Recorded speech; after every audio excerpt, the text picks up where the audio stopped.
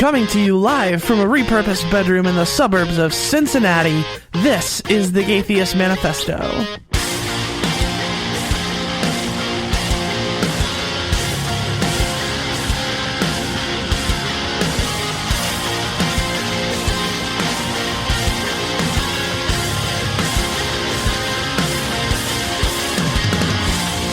Hello and welcome to the Gaytheist Manifesto, your source for news, commentary, discussion, and debate at the intersection of the atheist movement and the LGBT rights movement. I am your host, Callie Wright, flying solo this week. Wow, my voice cracked. That was terrible.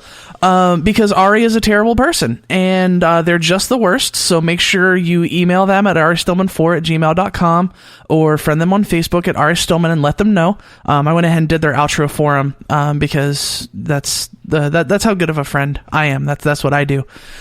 So this week we're going to have a really interesting conversation. We talk a lot about how issues surrounding gender and sexuality are never black and white, and normally, I think we sort of make that statement and then move past it as if it's a given. And I'm not sure that's something that we've ever really done an actual exploration of on the show before. So that's what we're going to do this week.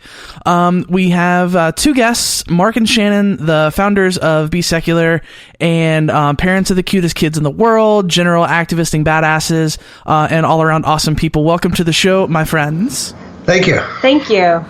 So, Mark, you and I had a phone conversation the other night where you expressed some things to me. So you just want to kind of start out just by telling us, where you're at and what and kind of what we talked about.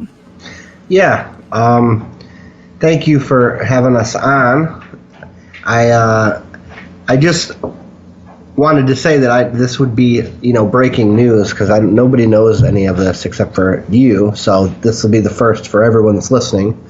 When we spoke the other night, I contacted you because I was having kind of a watershed moment in my life where I was unsure about what my label would be if I needed one, whether I needed one, how that all should work. And I guess using the term how it should work is the only way I can look at it because I was unsure.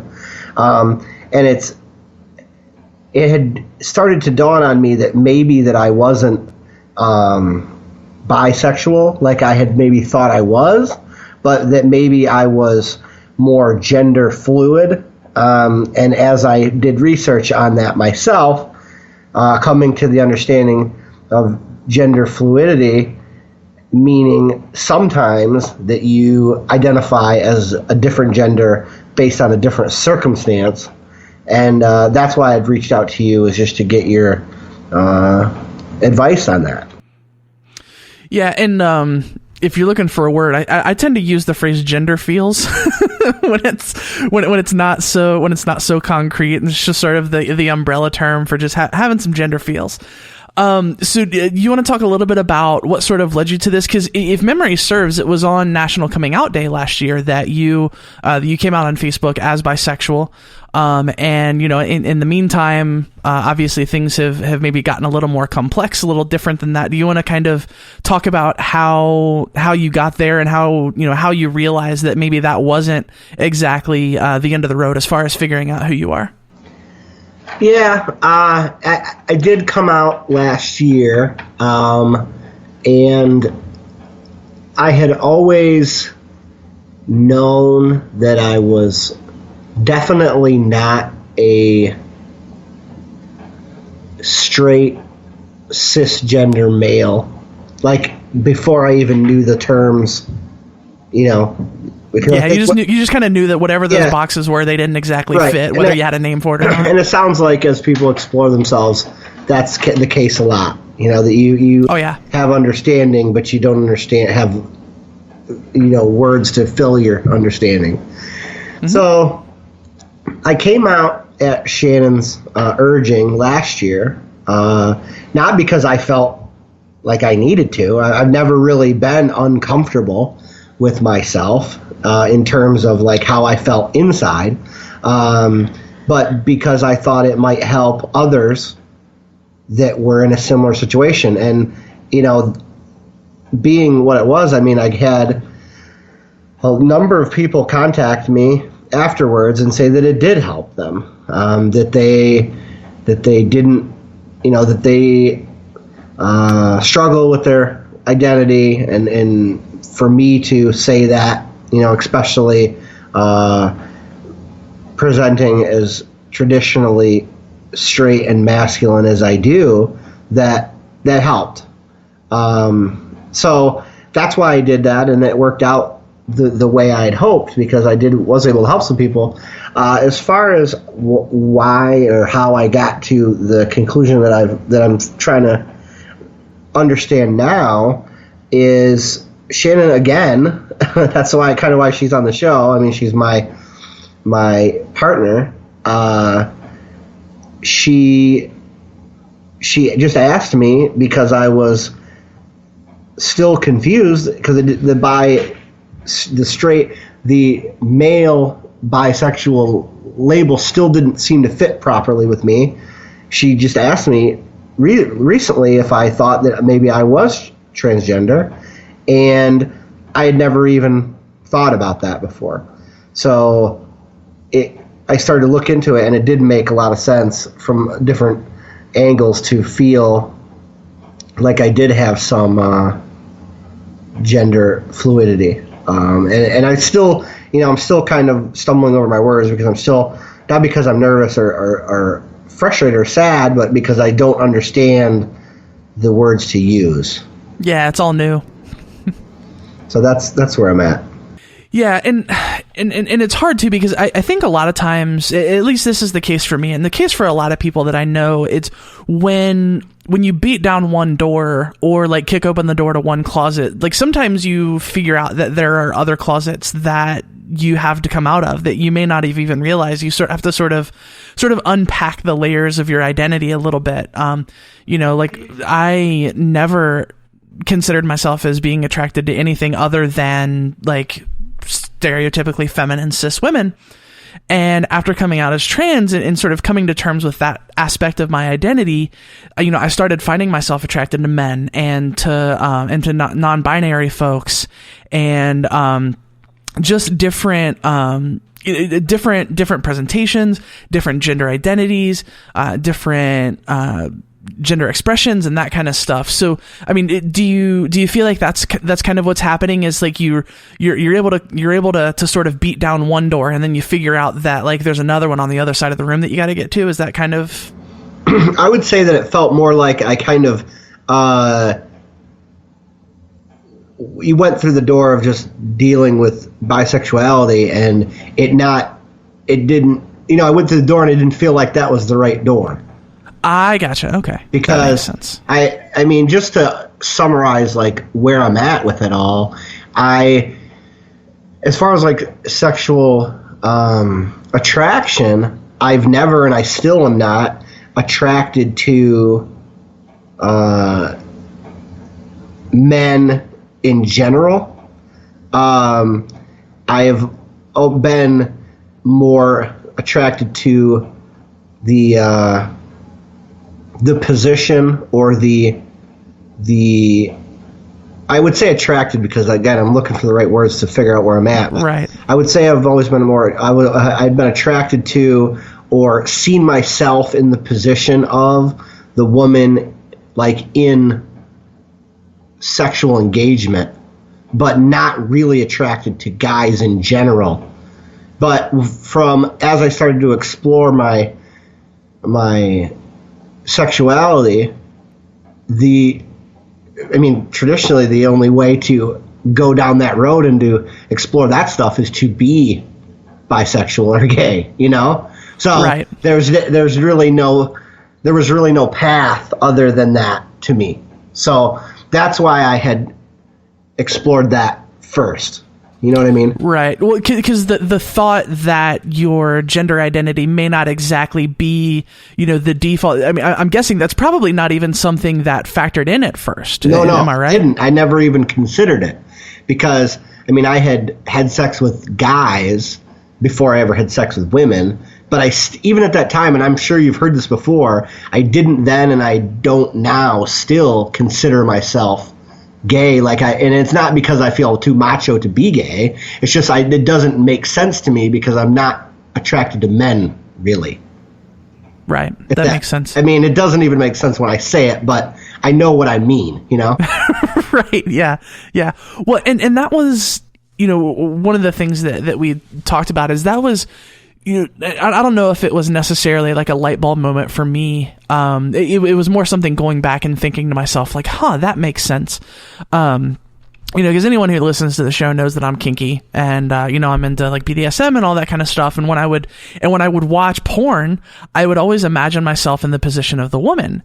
And part of me thought that it was just because I was submissive and because I wasn't attracted to men, seeing, porn that had men in the submissive position, like that didn't appeal to me just because I wasn't attracted to men. So like, I just always imagined that was just like, oh, that's me being submissive and I find that attractive because I find the women attractive. And then, kind of figuring out who I was and then having a few sexual encounters after coming out, it was sort of a retroactive thing. I look back like, no, that wasn't it at all. I wanted to be that person. Exactly. Like not just in their position, but be that person. Yeah, that's exactly how I feel about it.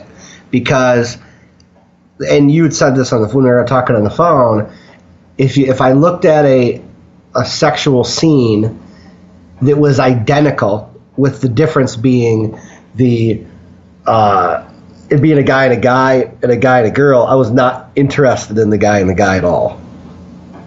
Wasn't appealing at all to me. So, yeah, I feel exactly the same way. Yeah, and Shannon, let's bring you into the conversation. And obviously, the boundaries are yours to set. So, if we stray into any territory you're not comfortable with, just say so. But I'm curious if you're okay with sharing sort of what in your mind led to you asking Mark if this might be a thing. Since we first started dating,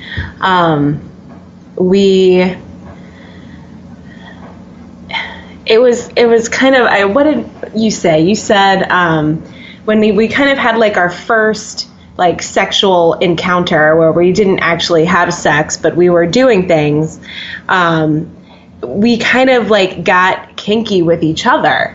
And after I asked him, I was like, how did you know I was going to like any of that? And he said, well, I could just... what'd you say? Your freak flag was flying or something like that.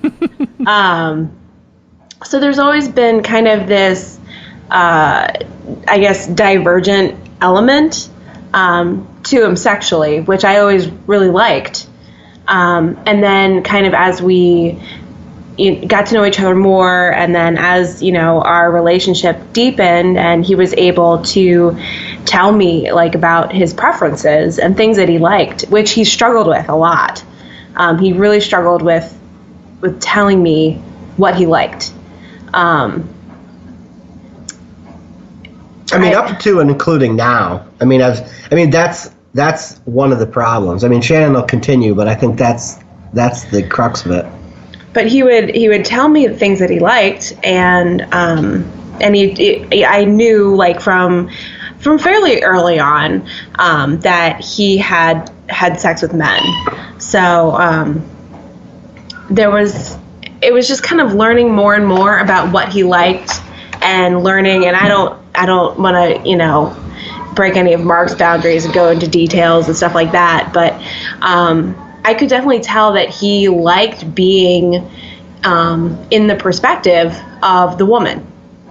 And, getting familiar with his things, the things that he liked and the kind of porn that he liked to watch, it was never, ever, ever guy on guy stuff, ever. Which that's not unusual. But it just kind of always leaned in that direction. And very recently we've kind of reached I don't know what you want to call it, a crossroads in our relationship, where there's just been a lot more honesty. But he's been able to really kind of tell me more about what he likes and how he feels, and it just seemed natural. Like, why wouldn't he consider that as a reason? Not only like why, you know, he feels like labels never fit, but why, you know, there had been some, I don't know what you want to call it, I don't want to say like hang-ups. Not hang-ups. Yeah, no, that's fair. In our relationship, but there were things that he struggled with telling me. And not because he thought that I wouldn't accept it, but because he wasn't comfortable with them himself. Yeah, I think that's hard because I think it's a lot easier if you can go to your partner and say, okay, here's this thing. Like, this is the definitive thing, and I'm telling you about this, as opposed to, man, you know, there's something going on. Okay, what's going on? Yeah, I don't know. You know, like that can make things difficult. So yeah, it's not necessarily that you're afraid of sharing that with your partner. It's just like the conversation's complicated because it's enough of a thing that you have to, you know, you have to get it out of your head. It has to become more than something that's just going on in your mind. But as soon as people start asking you questions, sometimes you can be like, I don't know. Like, why are you asking me questions? I don't know. Yeah, it was always hard for me to. It wasn't hard for me to ask Shannon to do things, but it was hard for me to kind of.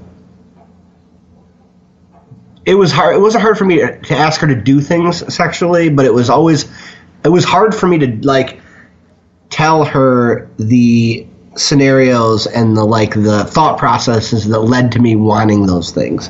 And it was mostly because and looking at it now, and I mean, this is seriously like first dredged through my thoughts on some of this stuff right now. So right. Looking back on it, yeah, I mean, looking back on it, it's just, I didn't even, like you said, I didn't even know why. I mean, those things, why I wanted those things, or why I had decided those were, you know, things I was interested in. Because if I was only dealing in a man versus woman versus gay versus straight environment, that's just not enough connections to make it work right. Yeah, that makes sense. So is there something in particular that for you points this more in the direction of an identity thing than just like sexual preference or fetish or whatever it is you want to call it? Yeah, I think there is, because I do. It's very intense.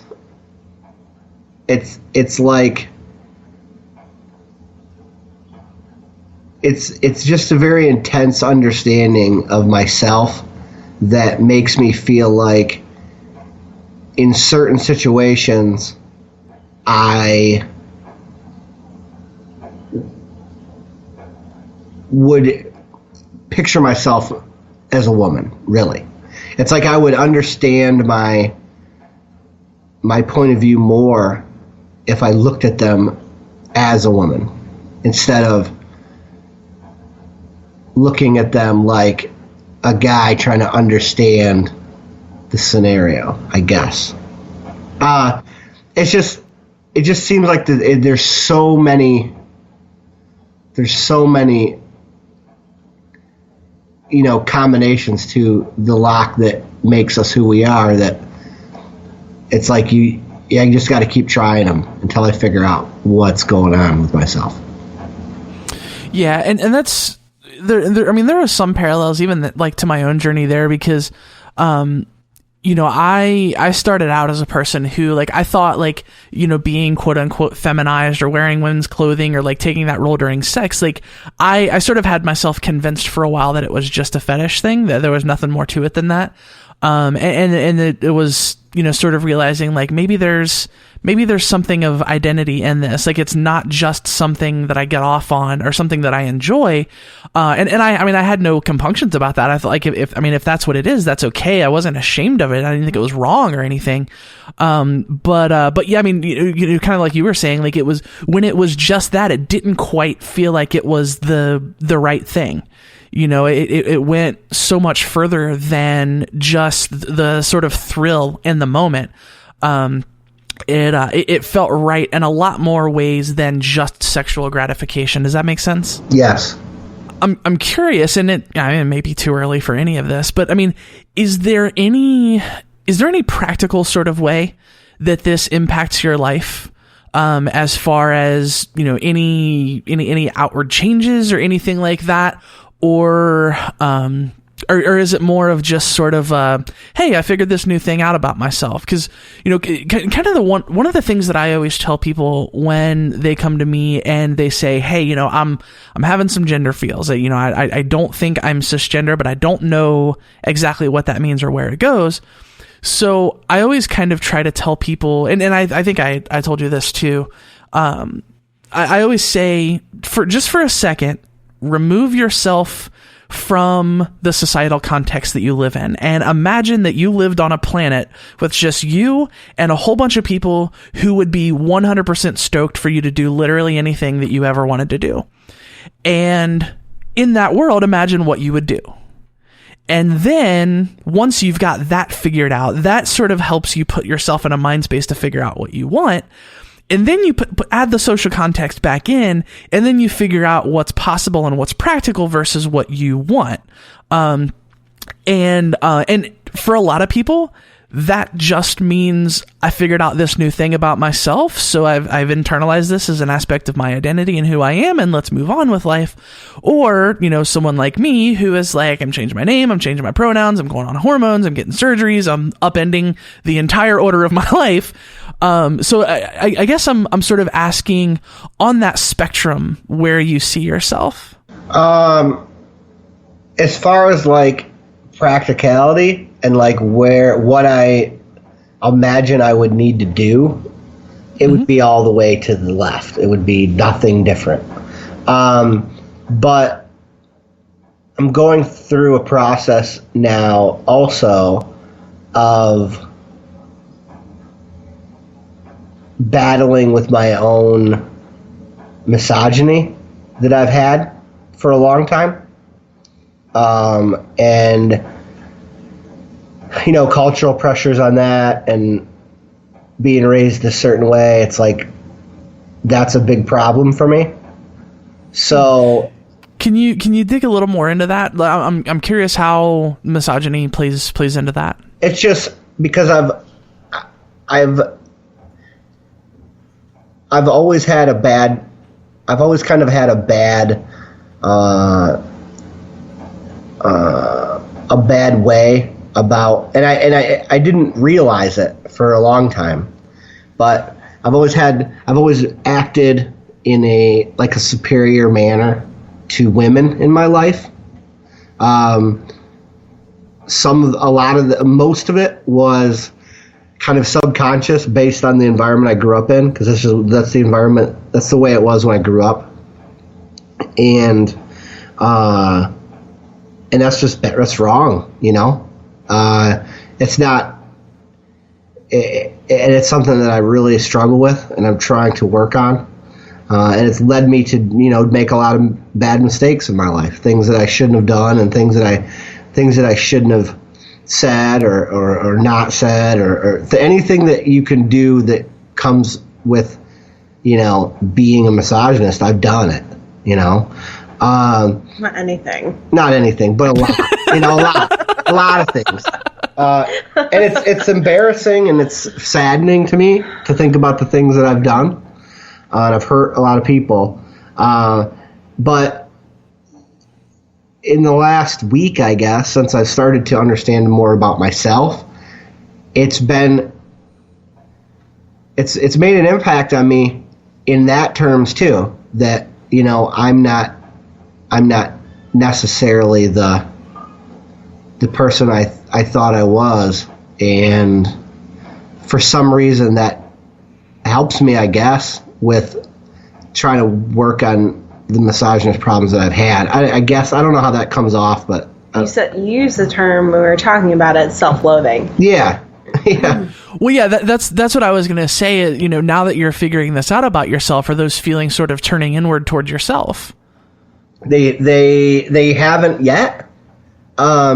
It's maybe the opposite, that now that I feel that I may have, that I might be gender fluid, and I may have part of me that really identifies as a woman. I think it's actually having a little bit of the opposite effect, where I'm just like,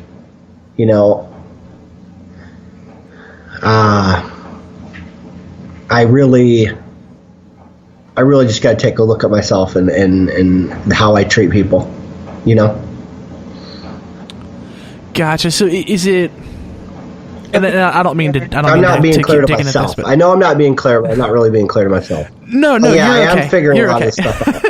No, you're okay. I'm just so is it sort of like the it makes those feelings more intense towards others, I guess. Sort of amplifying them outward. Yeah, I think so. But I mean, with your original question of what going to change in my daily life, hopefully it helps me. It changes things for the better. But I don't feel compelled to do any of the things that you feel compelled to do. Right. So like no sort of like physical transition or anything like that. Yeah, no pronoun differences, no physical transformation, no nothing really. Not at this point, I guess. I mean, I'm at the beginning of my journey here.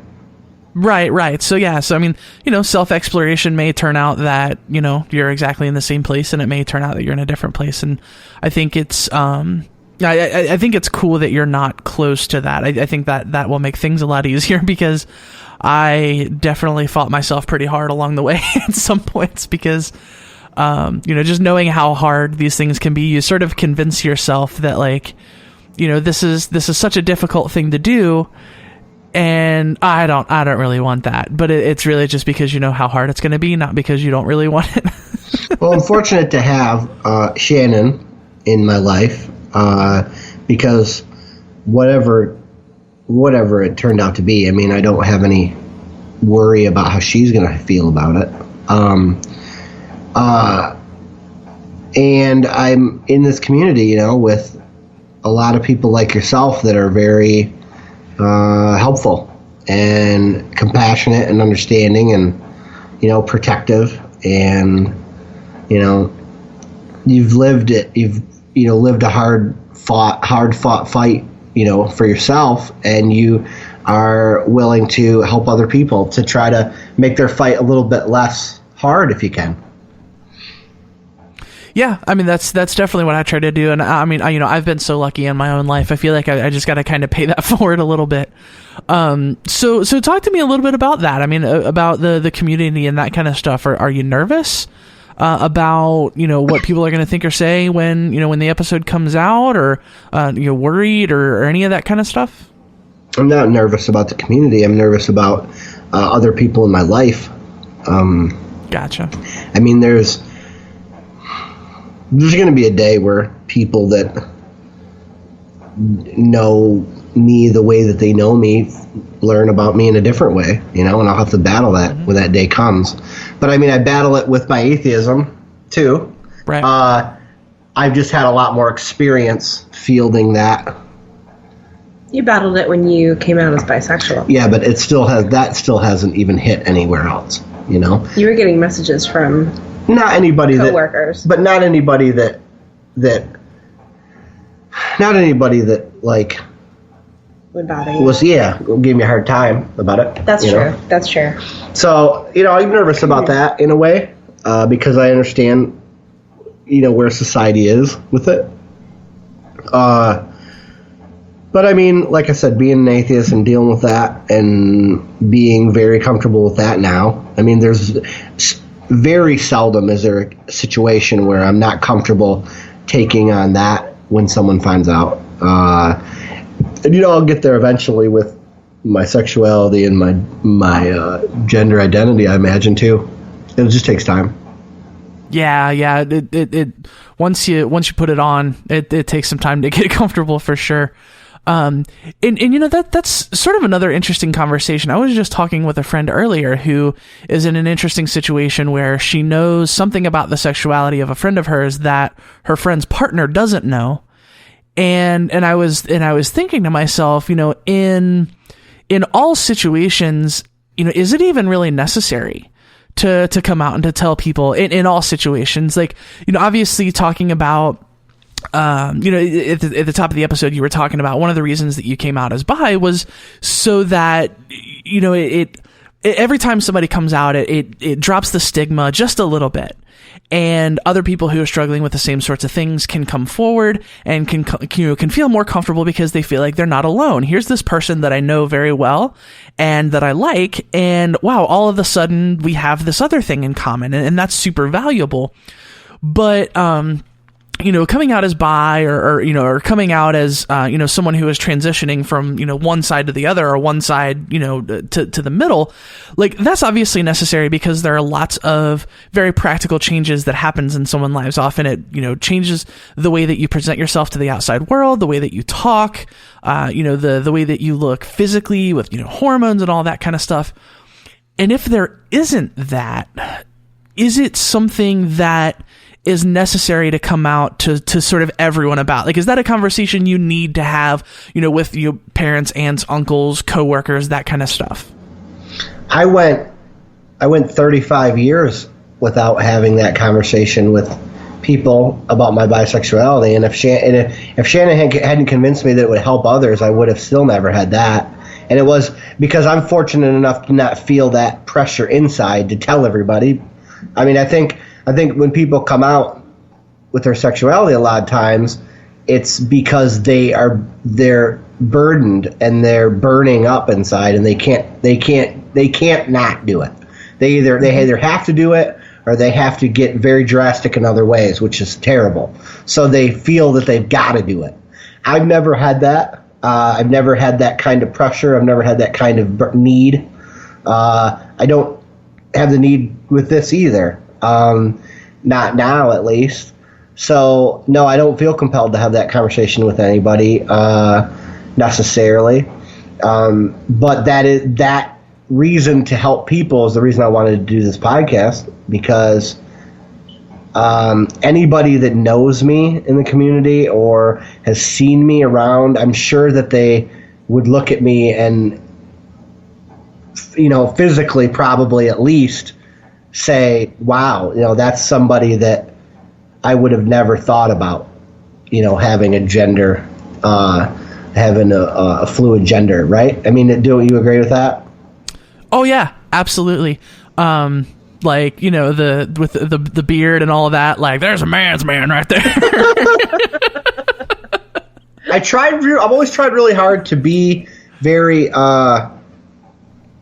as lack of a better term, in air quotes, right as I could with that stuff. I mean, I've always tried to be very accommodating of people's pronouns, and I've always tried to be very accommodating of like what people are, what they tell me that they are. I don't want to ever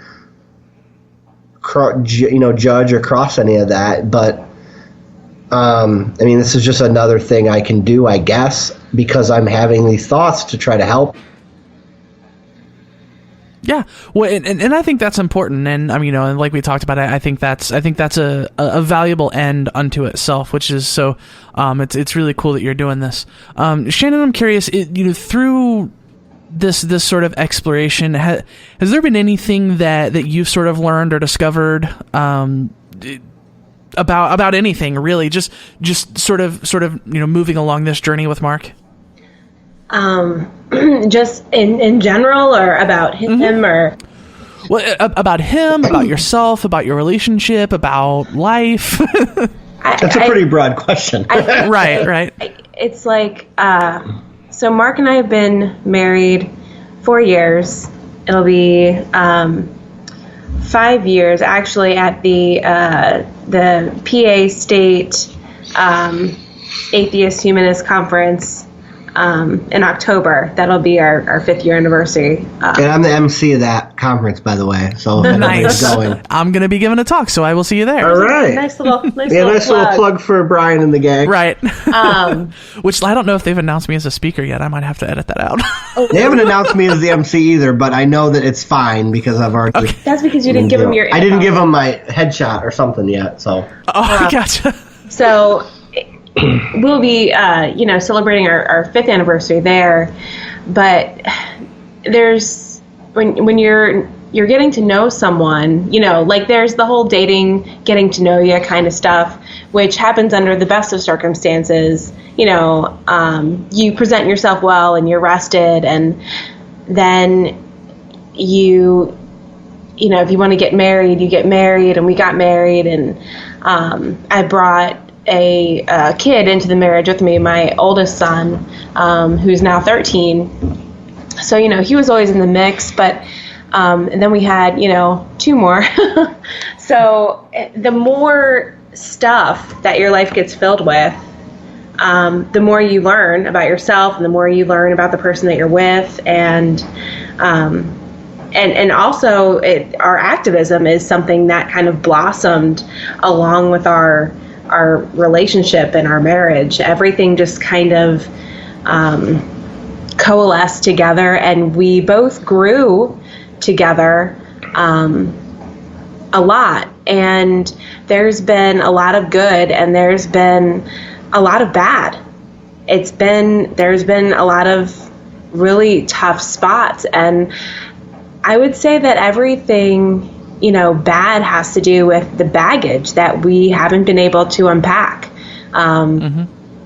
And for Mark, this is a big piece of baggage. And the misogyny that he talked about, and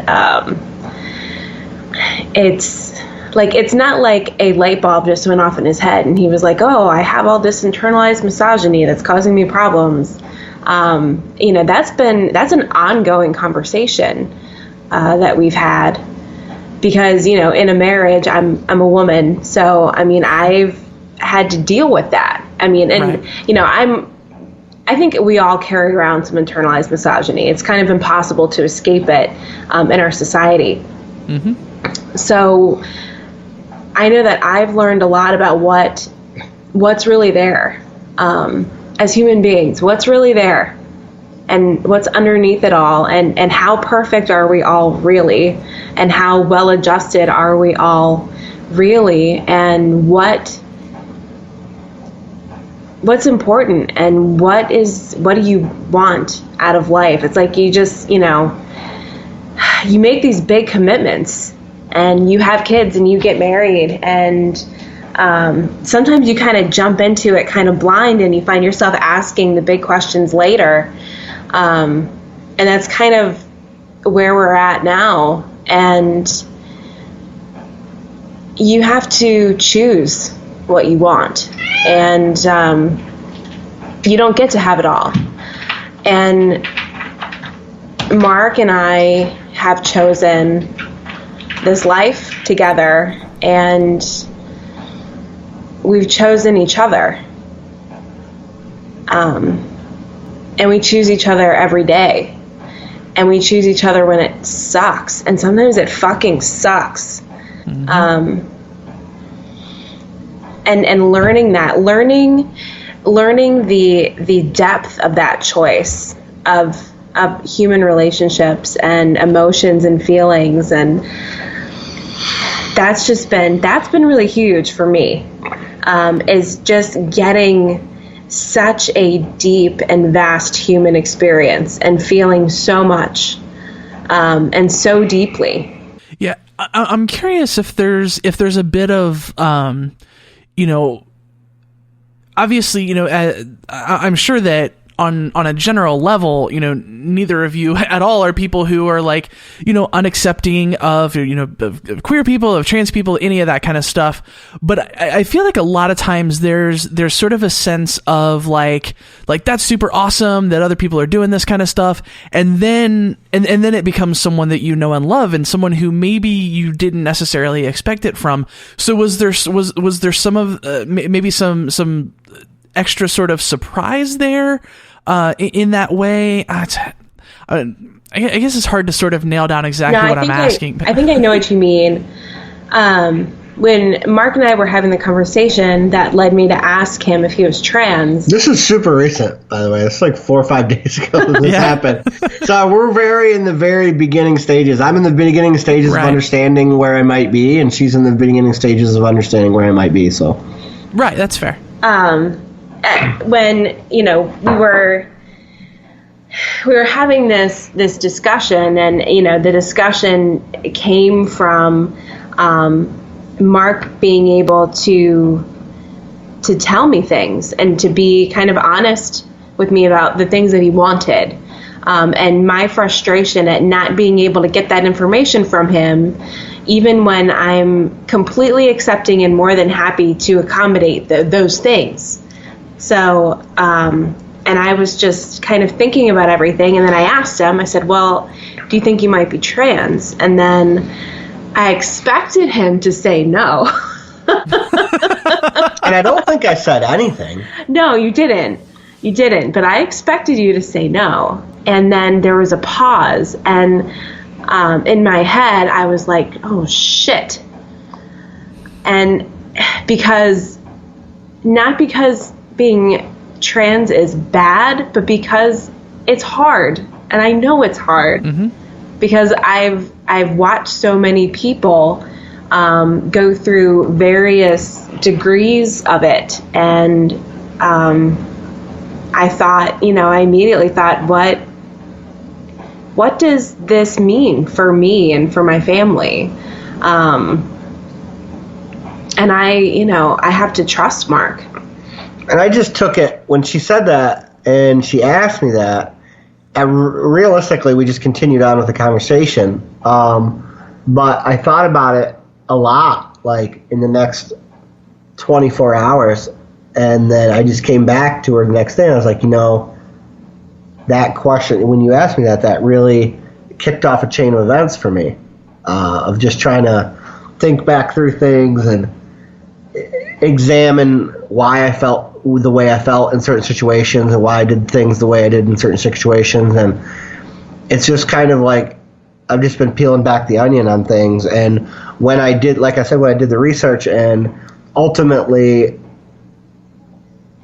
gender fluidity can encompass a person that is the majority of the time one gender, but in certain situations or when certain things are in place, they identify with a different gender. When I read that and I started to understand that, then the whole house of cards started collapsing for me, where I was like, well, that makes way more sense than I'm a guy that likes the sexual aspect of dudes, but I don't like guys at all, like beyond that, and that's you know what I mean? That doesn't make any sense. Like I had all these descriptions to justify where I was before, and then with my gender identity, looking at that as being a solution, that was like 10 words that could fill 1,000 words the other way, So that's why it made a lot more sense to me. As I go, I'm still investigating it, but that's why it really was like, wow, shit. So then that's what I said when I brought it back up to Shannon the next day, really. And when he brought it back to me, it was kind of like this, like when I reminded myself that that gender identity is fluid and it's not a binary. It's like I felt myself kind of relaxed, because I'm like, okay, like this doesn't mean necessarily anything, or all things are one thing in particular. This could be, lots of things. And Mark is still Mark. He's still the person that I married. And this aspect of him was always there. There was just never really a name for it, or something that we could call it. So I was like, there was for me kind of that initial like, well, what does this mean for us? But then I was like, this is life. This is just, we are, learning more things about ourselves as we go along, and this doesn't really, everything is still a risk, and everything could still, everything's changing all the time, and that doesn't have to be bad, and that doesn't have to be, it's going to be scary, but I just was like, this is fine. this is fine. There's no guarantees in life, and Mark is still Mark, and we love each other, and I'm glad that he's figuring this out. And so what's the future look like? Are there still sort of specific questions that you're trying to answer, or is it more sort of an open-ended exploration? What does that look like? I mean, I'm still interested in understanding myself, and I've become more interested in why I am the way I am lately. I've been trying to understand why I have this isn't a fault, but I've been trying to more understand my faults a lot. So just understanding this unique aspect of me has become kind of pushed to the front of my brain. I feel fine. I don't feel pressured to, break down any walls and just hammer through things at any particular speed, but I'm interested in continuing and trying to understand where I'm at. I feel real good because I feel like there's a lot less. I don't have to. I've always explained things to myself. I've always had to justify things to myself. I've always had to say. I mean, it's weird, when you talk to somebody and you don't have all the tools to explain yourself. And if you're being really realistic with somebody and they ask about your, you get into a conversation with somebody you care about and you want to talk about your sexuality, and I have to go through this big, in this scenario this, and in this scenario this, and in this scenario this, and that just doesn't make any sense. Why? So, the gender question really helps with that. I mean, it makes it way easier to describe. I mean, in a lot of ways. So the future is looking... Yeah, the future is... I mean, I got way off tangent, I guess. But the future's good. It's bright because I can understand myself better, and I'm excited for that journey.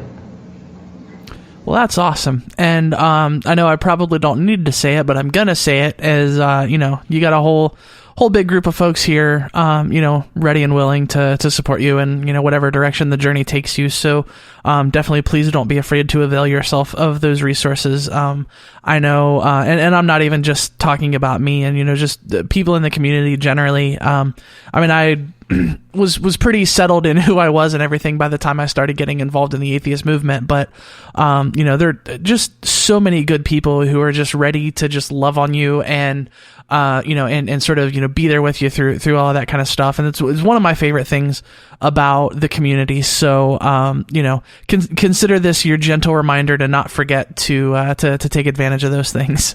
Oh, thank you. Well, do you have any parting thoughts? You want to plug anything? I always want to give people the opportunity. Obviously, we're not here to talk about activist activities necessarily, but if there's anything you want to plug, anything you want to talk about, any sort of parting thoughts, this is the time.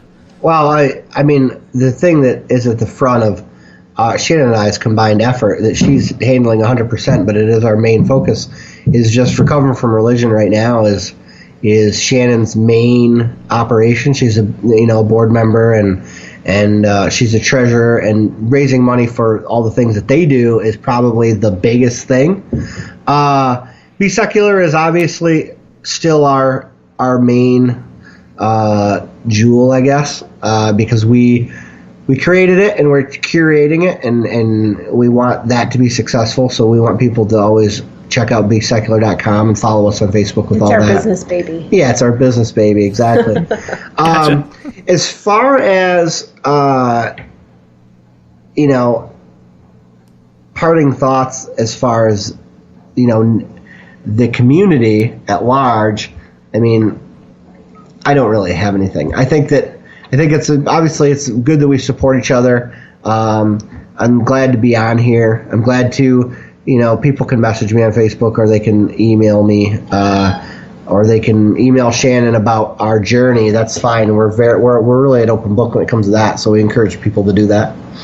That's awesome. Well, I sincerely appreciate both of you coming on the show and being so raw and honest and open about, you know, things that you're going through. I think that's probably the best of the episodes that we do are those where people are like that, because I think there are probably more people than we realize who are going through journeys like those. And, you know, just like we've talked about a couple of times, every time we talk about that, it kills the stigma a little bit. It makes people feel less alone, and makes people realize that, you know, whatever it is that they're going through, it's, you know, you're not weird, you're not wrong, you're not bad, you're just a person who's going through things like everyone else. So I think this has been an amazing conversation, and I appreciate the both of you joining me.